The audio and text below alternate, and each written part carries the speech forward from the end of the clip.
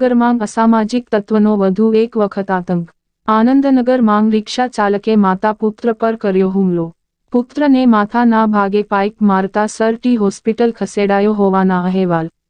હુમલાની ઘટનાને લઈને અનિલ ઉર્ફે ગાંગલી વિરુદ્ધ પોલીસે ફરિયાદ નોંધાઈ। પોલીસ કાફલો દોડી જઈ હુમલો કરનાર શખ્સને ઝડપી લીધો હોવાના અહેવાલ। આ વિસ્તારમાં લોકોના ટોળે ટોળા ઉમટ્યા। પ્રશ્નચિહ્ન રિપોર્ટ કમલેશ ઢાપા સાથે હિરેન ચૌહાણ।